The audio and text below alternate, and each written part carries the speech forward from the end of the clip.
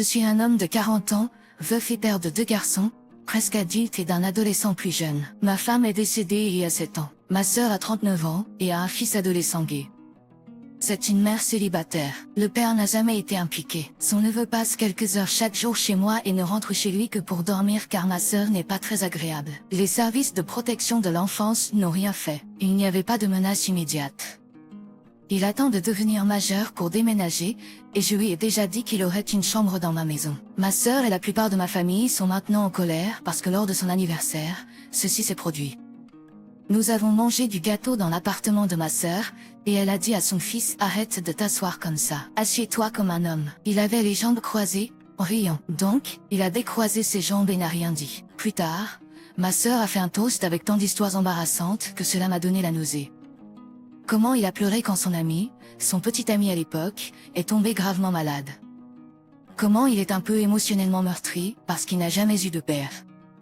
Comment il a fait une crise de colère quand elle lui a dit quel garçon il devait dater, la fille d'un ami ou quelque chose comme ça.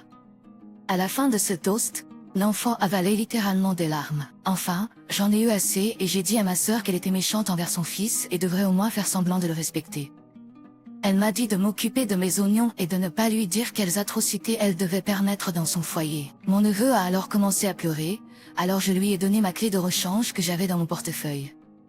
Toute la famille regardait car ma sœur criait et le lui a donné. Je lui ai dit que j'allais nettoyer la pièce vide et en ferais sa chambre et qu'il pourrait venir quand il en aurait besoin, aussi longtemps qu'il en aurait besoin. Elle est devenue furieuse et a commencé à crier. Je me suis levée pour partir avec mes enfants et mon neveu nous a simplement suivis. En partant, ma sœur a crié qu'elle reviendrait chercher son fils. Je lui ai dit que j'allais déposer une requête pour obtenir la garde temporaire en raison de mise en danger de l'enfant. Ma famille est en colère, tout comme ma sœur. Pas les neveux. Je suis heureux que votre neveu vous ait dans son coin. Si vous pouvez légalement obtenir sa garde, ce serait encore mieux. La mère ne mérite pas son titre. J'espère simplement que d'autres membres de la famille feraient de même que vous. Le fait que la donneuse de naissance ait humilié son fils est tout simplement méchant. Cela causerait un traumatisme à l'enfant. J'espère qu'il restera avec vous afin qu'il puisse vivre sa vie sans hésitation. Le fait qu'il passe la plupart de son temps dans votre maison en dit long. Le fait que ma sœur ait pensé qu'un toast était l'endroit pour mettre mon neveu mal à l'aise, bouleversé et embarrassé en dit encore plus. Vous avez raison, elle devrait avoir plus de respect pour lui qu'elle ne l'a démontré. Tu es un idiot pour détester ton enfant parce qu'il est en surpoids. Cela n'a pas d'importance ce que pense ma sœur ou les autres membres de la famille. Mon neveu m'a suivi dehors. Je ne sais pas dans quel pays vous êtes, mais vous devriez peut-être aussi parler à la police locale. Pour les prévenir au cas où ma sœur déciderait d'être mesquine à ce sujet. Votre neveu pourrait expliquer la situation aux policiers avec vous pour le soutenir. Où je suis, il aurait le droit légal de vivre hors du domicile, et la police, si elle connaissait la situation, soutiendrait son droit de rester dans un endroit sûr.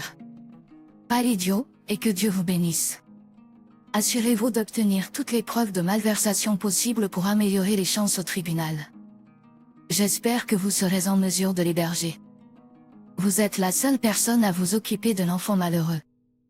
Souvenez-vous également de tenir vos propres fils informés afin qu'ils se sentent inclus et entendus.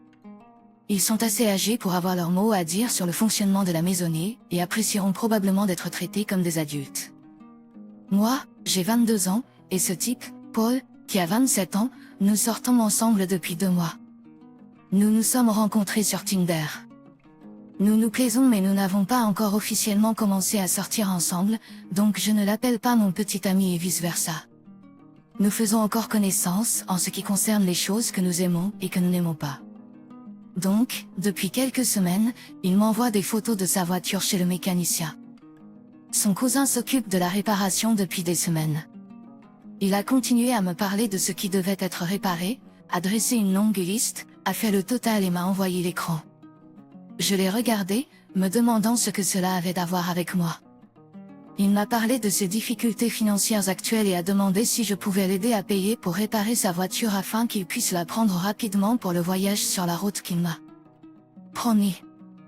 J'ai eu un malaise parce que l'argent dont il parlait était d'environ 2500 $ et je n'ai pas cette somme d'argent à portée de main.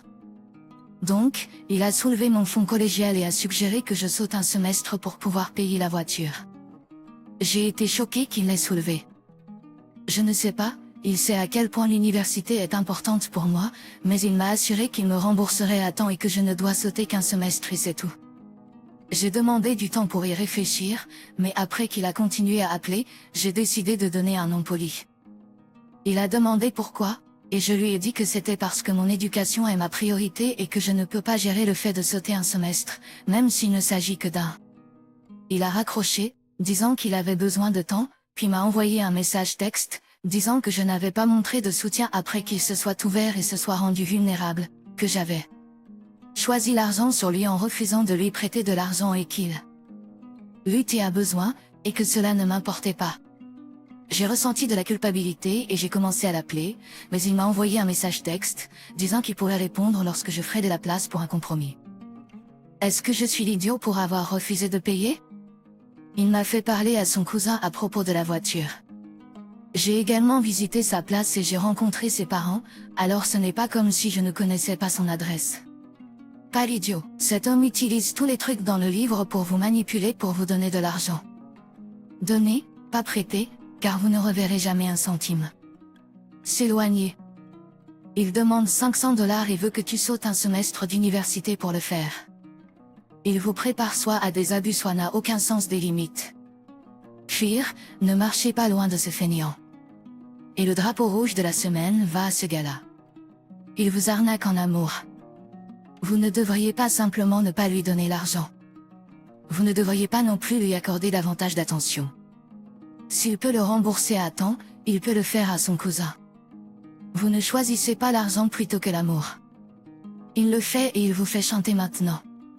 Si vous ne le faites pas, vous devriez le faire maintenant parce qu'il ne l'a pas obtenu.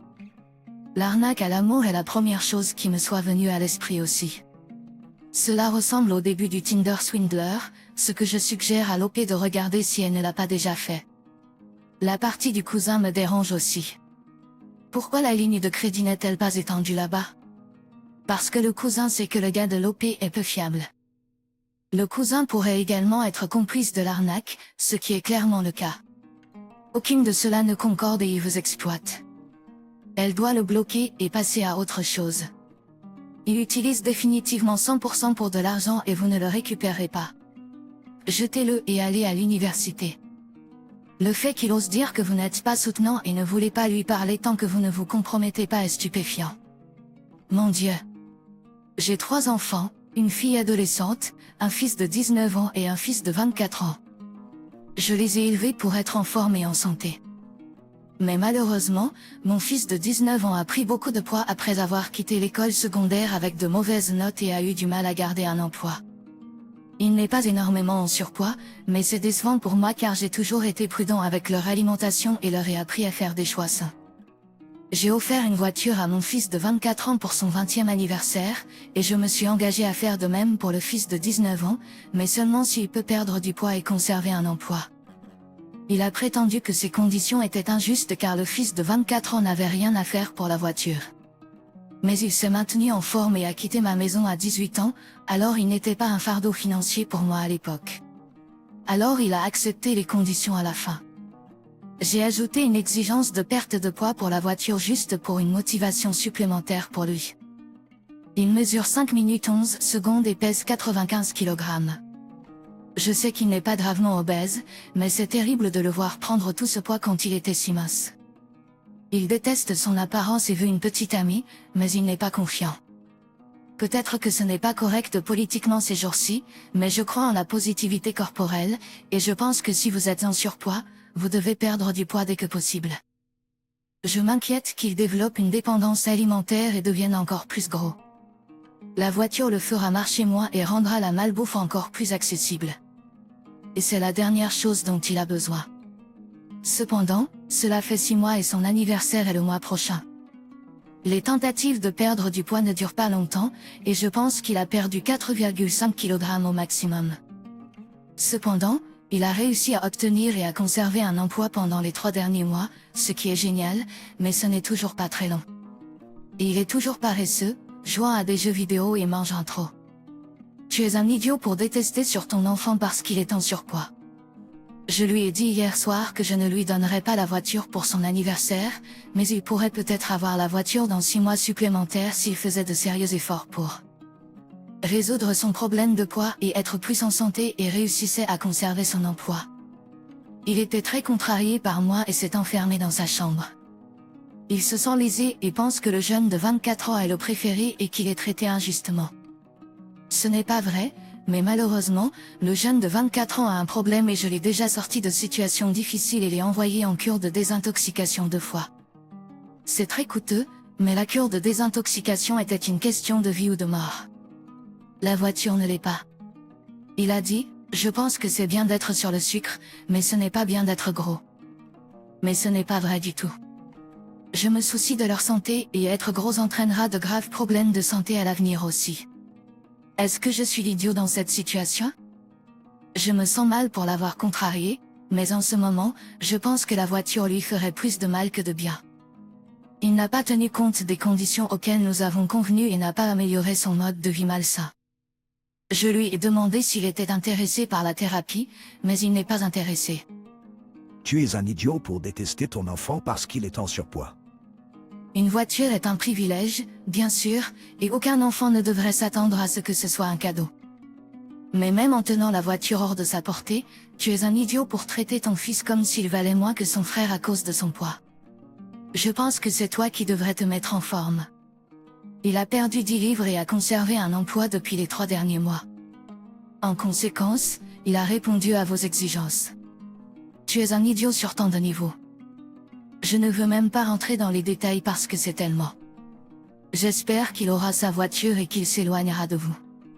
Et il le fera si tu continues comme ça. Alors tu as réussi à pousser l'un de tes fils dans une dysmorphie corporelle et à détruire son estime de soi. Félicitations pour l'excellente éducation. Et ton fils a 100% raison dans son évaluation selon laquelle tu es d'accord avec le fait que ton autre fils soit accro, tant qu'il n'est pas gros, parce qu'avoir un enfant gros est si honteux pour toi. J'espère que son fils trouvera bientôt son propre endroit et coupera les ponts avec vous. Sa santé mentale sera tellement meilleure sans que tu le fatchames constamment. J'espère qu'OP c'est cela maintenant. Tous tes enfants s'éloigneront de toi un jour. Je peux te le garantir. Le plus âgé commencera par un contact minimal, puis s'éloignera complètement. Penses-tu que les gens souffrant d'addiction sont physiquement et mentalement en bonne santé?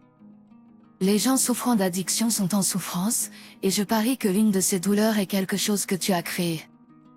Mon mari, 33 ans, a l'habitude de trouver des excuses pour éviter de travailler, simplement parce qu'il ne se sent pas de travailler certains jours. Cela nous a affectés financièrement car son patron a réduit son salaire, alors j'ai dû trouver un deuxième emploi.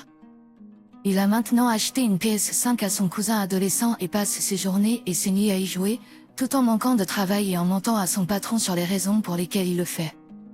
Cette fois, c'est parce qu'il avait mal au ventre, la dernière fois, c'était à cause d'une fièvre, etc. Honnêtement, je suis fatiguée qu'il ruine son emploi et nous coûte de l'argent. Je lui ai dit qu'il devait arrêter cela, mais il m'a dit de rester à l'écart et de me concentrer sur mes tâches. Il y a quelques jours, il faisait la sieste après avoir passé toute la nuit à jouer à des jeux vidéo. Il a décidé de ne pas se rendre au travail, même si son patron lui a donné un dernier avertissement. Son patron a appelé à 8 heures du matin, et j'ai décroché le téléphone. Il a demandé où se trouvait mon mari et s'il allait venir travailler. Je lui ai dit non, parce qu'il était debout toute la nuit à jouer à des jeux vidéo et a décidé qu'il n'irait pas le lendemain. Son patron a mis fin à l'appel avec moi, et puis je suis allée travailler. 2 heures plus tard, j'ai reçu un appel de mon mari, en panique, disant qu'il avait trouvé un texto de son patron disant qu'il avait été renvoyé et m'a demandé ce que je lui avais dit pour que son patron fasse ça.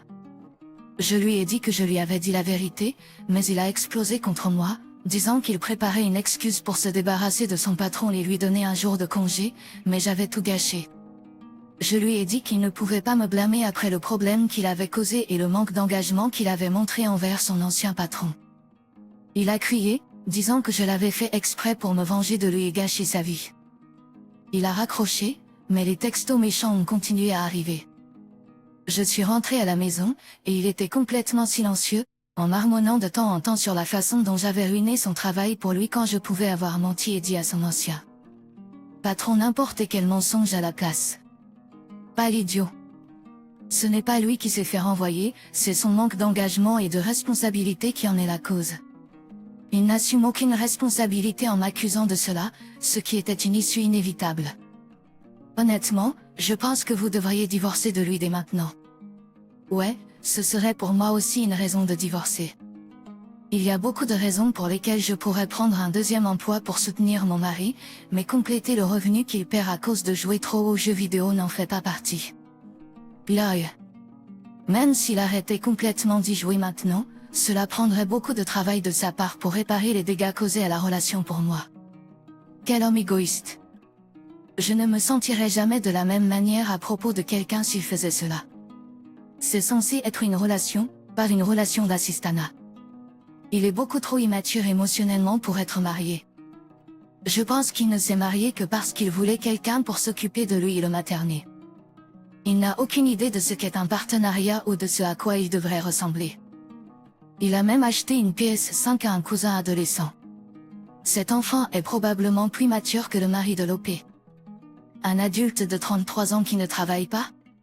Les jeux vidéo peuvent être amusants et addictifs, mais risquer son emploi pour cela est un tout autre niveau de bêtise. Maintenant, combien de temps faudra-t-il pour qu'il trouve un nouvel emploi? Si vous n'avez pas d'enfant, c'est le moment de reconsidérer ce mariage et d'avoir une conversation sérieuse.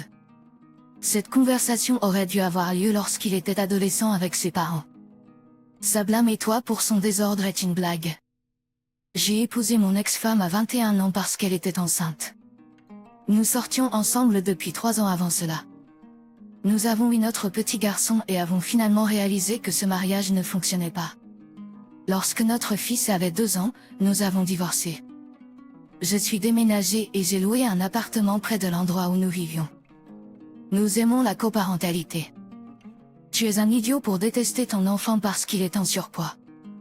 Notre fils passe une semaine dans chaque appartement, mais nous ne vivons que 2 pâtés de maison et il peut nous rendre visite à tout moment où qu'il séjourne. Il est maintenant préadolescent et nous pensons tous les deux avoir bien fait de nous séparer et de l'élever ensemble. Je me marie cet automne et mon fiancé a emménagé avec moi il y a quelques mois. Mon fils l'adore, elle l'adore, et ils s'entendent très bien. Elle a juste un problème avec moi qui suis toujours proche de mon ex-femme. Mon anniversaire est le week-end prochain, et comme chaque année, j'ai invité un tas d'amis avec leurs enfants, mon ex-femme et notre fils. Je le fais chaque année. Lorsque je lui ai dit qu'il venait, elle s'est mise en colère, a crié sur moi et m'a dit que j'étais un idiot de l'inclure dans tout ce que je fais jamais. Elle a dit que cela devrait changer lorsque nous nous marierons. Je lui ai dit que je la considérerais toujours comme mon amie, et je l'aimerais toujours comme la mère de mon fils. Ma fiancée est partie très contrariée et m'a ensuite envoyé un texto en disant que j'étais un idiot pour la choisir, elle, mon ex. Suis-je l'idiot? Comment est la relation de votre fiancé avec votre famille? Est-ce qu'il la préfère à votre ex? Vous arrive-t-il souvent de reporter des choses avec votre fiancé pour passer du temps avec votre fils et votre ex? Vous pourriez être celui qui n'est pas prêt pour la relation. Cependant, votre relation actuelle n'a pas besoin de se sentir comme si elle était la 3e roue entre vous deux.